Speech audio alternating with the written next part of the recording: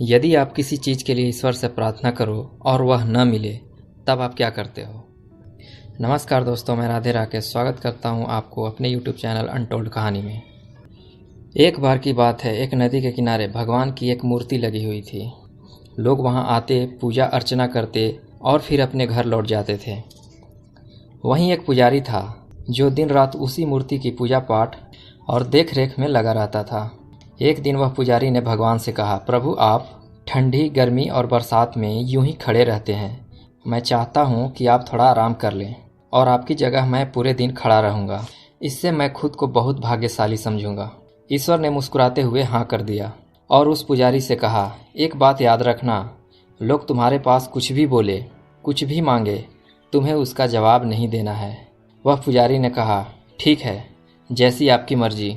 अगले दिन वह पुजारी भगवान की जगह पर खड़ा हो गया। लोग हमेशा की तरह आ रहे थे और पूजा अर्चना कर खुशी खुशी से वापस लौट रहे थे। तभी एक व्यापारी आया और अपनी दोनों हाथ जोड़कर ईश्वर का स्मरण करने लगा। लेकिन जैसे ही वह वापस जाने के लिए मुड़ा, उसकी जेब से उसका बटुआ गिर गया। वह पुजारी चाहकर भी कुछ नहीं बोल पा रहा था। फिर एक गरीब व्यक्ति आया और अपनी दशा ठीक करने को ईश्वर से गुहार लगाने लगा। लेकिन जैसे ही वह वापस जाने के लिए मुड़ा, उसे वह बटुआ मिल गया। बेचारा वह गरीब बहुत खुश हुआ और वह उसे ईश्वर का चमत्कार समझ अपने पास रख लिया। उसके कुछ देर बाद एक नाविक आया और ईश्वर से प्रार्थना करने लगा, प्रभु मैं कुछ दिनों के लिए समुद्री यात्रा पर जाने वाला हूँ और मेरा परिवार घर पर है, तो बस मुझे आपकी कृपा की ज़रूरत है, बाकी आप सब देख लेना।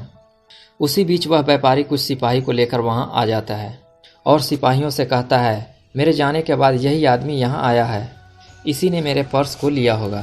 सिपाही उस नाविक को पकड़कर अपने साथ ले जाने लगते हैं। यह सब देख उस पुजारी से रहा नहीं गया। उसे लगता है यह तो बेचारे नाविक के साथ गलत हो रहा है और वह बोल पड़ता है, आपकी पर्स इसने नहीं बल्कि एक गरीब व्यक्ति आया था, उसी ने आपका पर्स लिया है।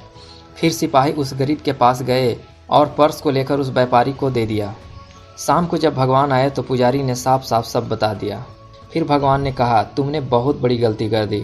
मैंने सभी के लिए अलग अलग प्लानिंग कर रखा था, पर तुमने सारा खेल बिगाड़ दिया। उस व्यापारी के पर्स में थोड़े से रुपए थे, इससे उसे कोई फर्क नहीं पड़ता, जबकि उन पैसों से बेचारे उस गरीब के परिवार का थोड़ा भला हो सकता था। उसे 2 वक्त का खाना मिल सकता था। और वह नाविक जिसे मैं समुद्री यात्रा से रोकना चाहता था, क्योंकि समुद्र में तूफान आने वाली थी, पर अब वह समुद्र में जा चुका है। उसके छोटे छोटे बच्चे हैं, पत्नी है, अब वे सब अनाथ और बेसहारा हो जाएंगे। दोस्तों, यह कहानी का भाव यह है कि आप सच्चे मन से अच्छे कर्म करते रहना और ईश्वर पर भरोसा रखना। यदि आपके मन के मुताबिक कुछ भी न हो रहा हो तो समझ जाना ईश्वर की मर्जी कुछ और है और वह कभी भी आपका बुरा नहीं चाहता। दोस्तों, यदि यह कहानी अच्छी लगी तो प्लीज़ वीडियो को लाइक और चैनल को सब्सक्राइब ज़रूर करना। धन्यवाद।